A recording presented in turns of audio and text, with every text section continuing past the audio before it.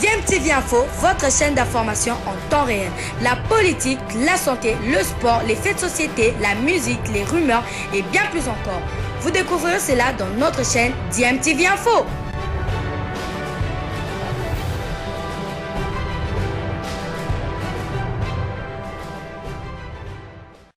Vous êtes sur DMTV, bonjour ou bonsoir, tout dépend de l'heure à laquelle vous nous suivez. Tout plaisir est pour nous de vous retrouver, mais surtout de savoir que vous êtes nombreux en train de suivre votre chaîne YouTube DMTV. DMTV qui vous propose l'actualité, vous propose également des analyses et des réflexions sur des sujets d'actualité, sur des faits sociaux ou tout simplement sur des réalités que nous observons ici chez nous en République démocratique du Congo. L'actualité, c'est toujours les éliminatoires du Mondial Qatar 2022 avec cette première journée joué par les Léopards de la RDC à domicile. C'était à Lubumbashi face aux Taifa Stars de la Tanzanie. Les Congolais ont été accrochés par les Tanzaniens à Lubumbashi. Les matchs de la première journée des éliminatoires de la Coupe du Monde de la FIFA Qatar 2022 se jouent dans les différents stades du continent. Les Léopards de la RDC ont démarré la campagne par un match nul à domicile. Ils sont accrochés ce jeudi 2 septembre 2021 au stade tout-puissant Mazembe de Lubumbashi par les Taifa Stars de la Tanzanie. Sur le score d'un but partout, les Congolais évoluant avec le système de 4-4-2 avec deux attaquants en pointe ouvrent le score par Dieu merci Mbokani sur une passe décisive de Cédric Bakambu et à la 22e minute de retour en sélection 4 ans après, l'attaquant expérimenté et meilleur buteur de l'équipe nationale donne de l'espoir au peuple congolais. Malheureusement, 10 minutes plus tard, les Tanzaniens reviennent à la marque grâce au but de Simon Msuva d'une frappe imparable qui laisse Joël Kiasumwa sans chance, sans possibilité de pouvoir récupérer le ballon. Ce score d'un but partout persiste jusqu'à la fin du match car aucune équipe n'a réussi à faire trembler les filets malgré de nombreuses tentatives en seconde période. Deuxième du groupe J avec 1 point et ex-aequo avec la Tanzanie. La RDC se déplace sauf imprévu ce vendredi pour Cotonou où elle rencontrera le Bénin, premier du groupe avec 3 points grâce à sa victoire en déplacement devant le Madagascar. Cette rencontre programmée le 6 septembre prochain entre dans le cadre de la deuxième journée du Mondial Qatar 2022. Et la composition des 11 Léopards qui ont débuté ce match était au poteau. On avait Joël Kiasumwa en défense du côté latéral droit, il y avait Moukoko Amal et Dieu merci. Glodingonda, latéral gauche. Christian Luindam et Marcel Tisserand comme défenseurs centraux. Chancel Mbemba, Moutou Oussami, Shadrach Akolo et Yannick Yalabolazi comme milieu. Et bien évidemment avec Shadrach Akolo et Yannick Bolazi des milieux excentrés. Cédric Bakambu et Dieu merci Mbokani, les deux attaquants en pointe. En tout cas, une équipe de rêve. Si tous ces joueurs sont en forme, en tout cas, c'est une équipe qui va vous marquer beaucoup de buts, mais malheureusement la RDC qui n'y arrive toujours pas depuis 2018 n'a pas pu en tout cas inscrire des buts. C'est vrai qu'on s'est procuré aussi des occasions, mais de l'autre côté il y avait une belle équipe en face, l'équipe des Taifa Stars de la Tanzanie qui a montré plus de cohésion que notre équipe et notre milieu est apparu beaucoup plus dégarni avec les deux ailiers qui n'ont pas vraiment joué leur rôle. On sait tous que Yannick Yalabolazi par moment en tout cas marche sur le terrain et c'était l'inquiétude de beaucoup d'observateurs. J'ai suivi en tout cas un observateur qui nous disait que Yannick Yalabolazi et Glody Ngonda de les mettre en tout cas dans ce même couloir va poser des problèmes à l'équipe parce que les deux joueurs marchent pratiquement sur le terrain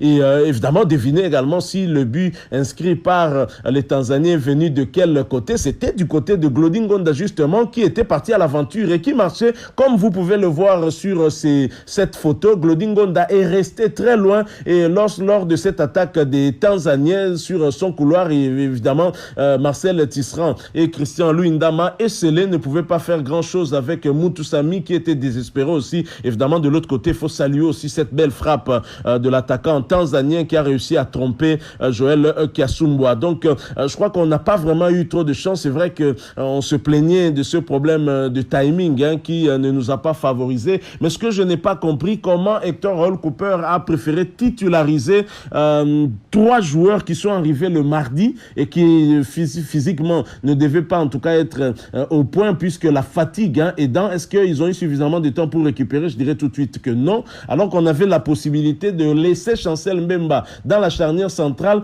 et au milieu de terrain jouer avec Edo Kaembe de KAS Eupen qui est titulaire, qui a fait un très bon début de saison avec son équipe en Jupiler Pro League et qui occupe la 2e ou 3e position du classement du championnat belge de première division. Donc Edo Kaembe aurait pu suppléer justement à cette place-là et pourquoi pas débuter aussi avec Ben Malango plutôt que Bolazi qui venait d'arriver le mardi. Donc Ben Malango aurait pu aussi être excentré. Pourquoi pas tenter avec lui? C'est un attaquant virevoltant. On l'a vu quand il est rentré, il s'est procuré quand même quelques actions. Bon, évidemment, nous ne sommes pas entraîneurs. On ne peut que constater que des choses n'ont pas marché comme on aurait pu le souhaiter. Et d'ailleurs, c'est ce que déclare même lui-même Hector Raoul Cooper, le technicien argentin très très expérimenté de la République démocratique du Congo. Mais Hector Raoul Cooper qui préfère quand même tourner cette page parce que ça ne sert à rien que nous puissions y revenir. C'est vrai qu'on n'a pas eu trop de chance. Cette équipe tanzanienne s'était regroupée depuis le 24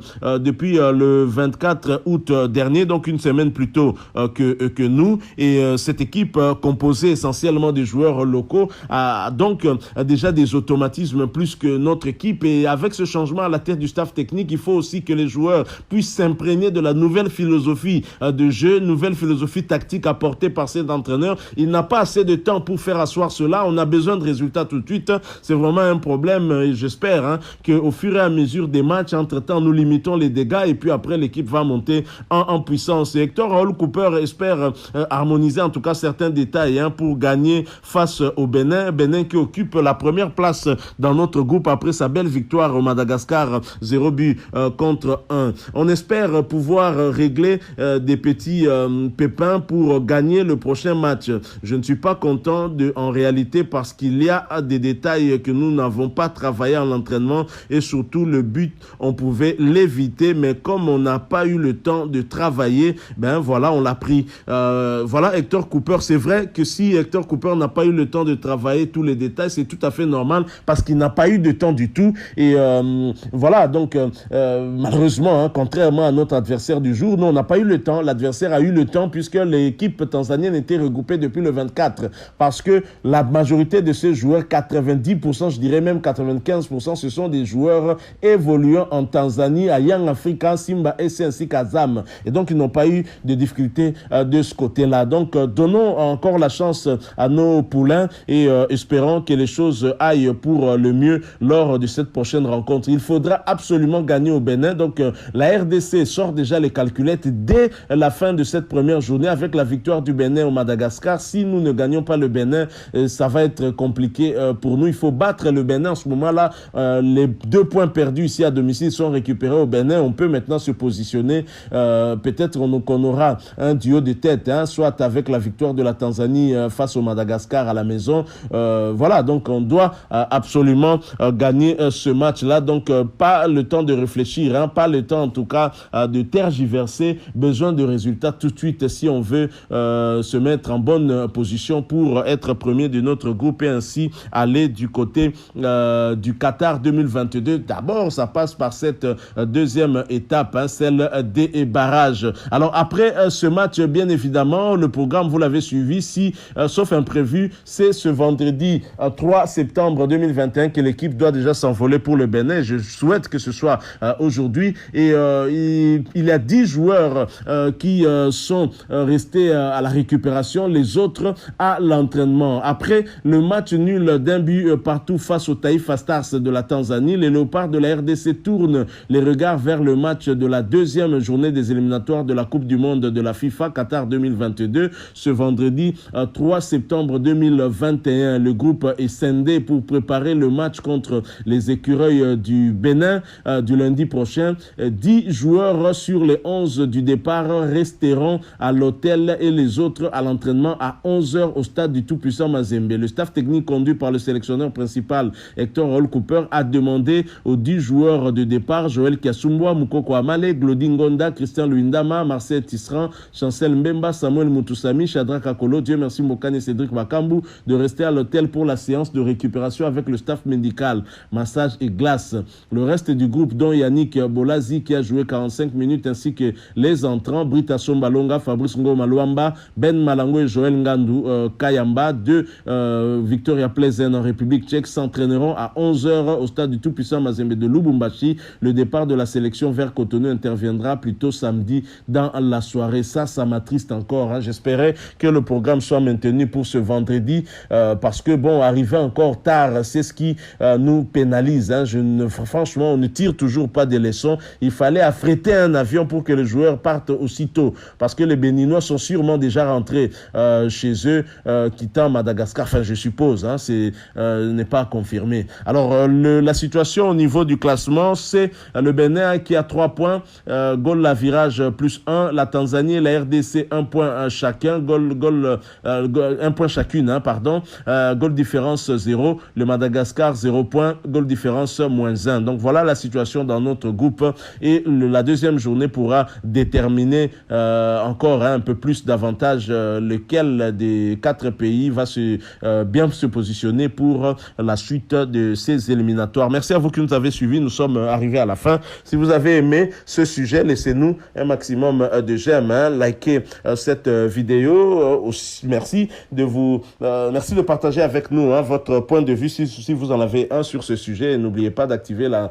notification en cliquant sur cette petite cloche qui apparaîtra dès que vous allez vous abonner. Abonnez-vous donc où vous êtes déjà abonné mais vous n'avez pas encore activé la cloche, faites-le et cela vous permettra de ne plus rien manquer des prochaines vidéos que nous allons vous proposer. Encore une fois, merci à vous. Nous espérons vous retrouver bientôt avec un autre sujet d'actualité. En attendant, portez-vous bien et DMTV vous dit au revoir.